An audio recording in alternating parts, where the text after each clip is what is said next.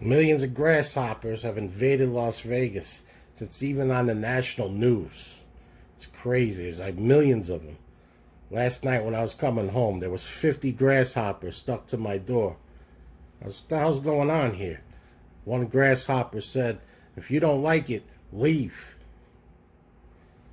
How many grasshoppers did you see, Bucky? You got any by your house? Well, I have a bunch, but I got a bug zapper, and they've been taking care of them pretty good. You got a bug zapper? No, I don't have a bug zapper, but I let the dogs out in the backyard to go. 5 minutes later, I opened the door. Only one dog came in. I was like, "Where's the other dog?" So I peeked out to see what's going on, and there's like 300 grasshoppers had my other dog pinned up against a palm tree. So I went and got a lighter and a bottle of hairspray, and I made a flamethrower. And I went out there and lit the flamethrower on, and after you burn about 10 of them grasshoppers, the rest of them will leave. But it's insane. There's been flash flood warnings of grasshoppers here in Vegas. It's crazy. Yeah, we once had that in Texas where there's a lot of them cicadas. The cicadas were all coming around, and those are bigger than the grasshoppers. All right, Yankees are up 4-0. That's good because it's only it's the fourth inning, and I took the over today at 10, so that's good for me. You got any action on this game going on, Buck? Yeah, I also took the over, but I almost was going to take the Red Sox, but the over's been coming in the last 3 games, so I decided to take the over on this one. But I didn't think the Yankees were going to lose another game. They already lost the other one, so I just took the over. That was the smart play, was to take the over. Yeah, so that's good. So it's up 4-0. Still got half the game. I need 7 more runs and I win that. But it's been going good for baseball the last 2 weeks. But we'll get to that in a minute. Did you see the new Corvette? They just introduced a new Corvette, a 2020 Corvette. They introduced it last week, but it ain't coming out to mid-2020. So that's going to... I don't understand how they want to get the information out there. They want to get all the people looking at the car and stuff, but that's going to slow down the sales on the new one. And last year the sales were terrible. They were like less than 10,000 Corvettes were sold, because everybody's waiting for this. Because this one's going to be, they call it a mid-engine, but the engine's in the back. I don't know why they call it a mid-engine. If it's in the back, it's rear engine. But the last time General Motors did a rear engine car was the Pontiac Fiero. And they did that from like 1984 to 1988. And a lot of people are saying, if you get in a rear, or you get hit rear-ended, the car catches on fire. But, out of the 350,000 cars that sold, only less than 1,000 caught on fire. But, a regular car could catch on fire, but everybody's like, "Oh, don't get a Fiero because it's going to catch on fire." I didn't want a Fiero anyway, because I like V8 engines, but they only had like 190 horsepower, 200 horsepower, but they had this one Fiero. They put the Grand National engine and they were testing it. If that Fiero came out with the Grand National engine, I think they would have sold another 3-4 years worth of them Grand Nationals. You mean Fiero? You said Grand National, but you mean Fiero. I said Grand National. I mean, well, the Grand National engine is in there, but I think that would have been better if they put that engine in with the turbo V6. They would have sold another 500,000 more. They would have sold 1 million total then at that point. Have you seen the pictures of the new Corvette that's come out? It's called the C8 because the last one was the C7. The one before that was the C6. The one before that was the C5, and I don't want to say the other one because that would be explosives. And then all of a sudden I'd be red flagged over here on YouTube. But have you seen the new pictures of the Vet? Yeah, looks great. Looks like when I first saw it, I thought it was a Ferrari, but you know it was red too, so I thought it was a Ferrari. But I read the headline said that you know it was a Corvette. And I was like, what's a Corvette looking like a Ferrari for? It does look like if you took off the Corvette emblem and put Ferrari on the back, nobody's gonna know the difference.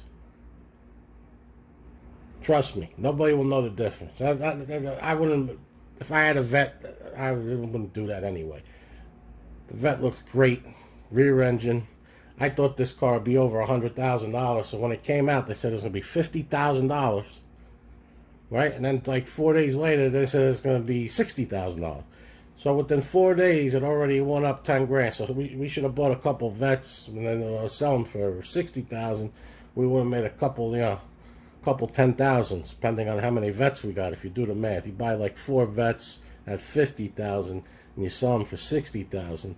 You know, you make at least $1,000. You know, I don't have my calculator in front of me, but the rear engine Vet, and you see the horsepower on that. Now I didn't read the article on thing because I saw it late at night and I was already kind of tired. Yeah, so it's going to have the LT2 engine with 495 horsepower. Doesn't seem like a lot, but it still does 0 to 60 in 3 seconds. Technically, in the article I read, it said under 3 seconds. Let's just say 3 seconds, just in case, you know, you don't live in sea level and you live in Colorado. It'll probably run 0 to 60 in like 3.1 seconds or 3.2 seconds, but it doesn't matter. That's a blink of an eye difference. Some people get crazy. Oh, you said it was going to be 0 to 60 in under 3 seconds, and it did it in 3.0. Oh my goodness! Oh, I got to get rid of the car. Where's that flamethrower? Let's burn it, like the Grasshoppers. Yeah, it's 0 to 60 in 2.9 or 2.8, and it does 0 to 60 in 3.0. It's not that big of a deal. Got that right, Bucky. So now let's go back to the sports betting, since you know, this is a no politics zone. We don't do any politics on the show. That's the rule. No politics.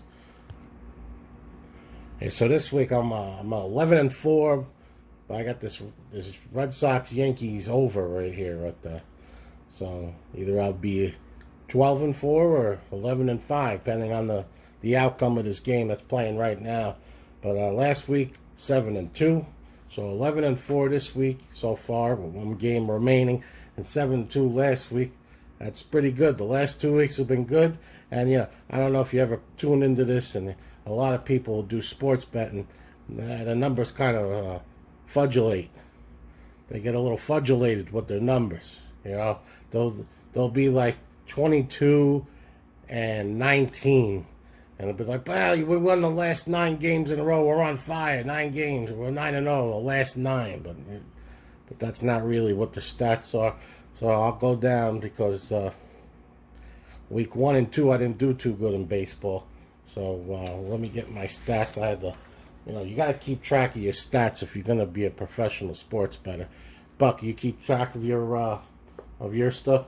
Yeah, yep. You gotta keep track of everything, because you you remember what you did today. Tomorrow was, you might remember what you did tomorrow, but it's really today. But if you don't keep track, like, how'd you know what you did 2 weeks ago or 3 weeks ago if you don't keep the track of it? You know, you got to keep track of the stuff going on here, because you're not going to remember everything. Yeah, so last week 7-2, this week 11-4, but then for week 1 of July, went 7-8. And the funny thing about that, I lost $16. I went 7-8, but I only lost $16. And then the week before that, I went 10 and 12. So out of 61 bets, though, I'm 35 and 26, and that's 57%. So I'm in the money. Hopefully I win this game today, and then we got, technically there's like 5 weeks in July, but really you got Monday, Tuesday, Wednesday, and then it's already, boom, August 1st. And the good thing about this part of July is training camp's open for football, so that's good. Preseason be starting. I don't bet preseason. Buck, you bet preseason football?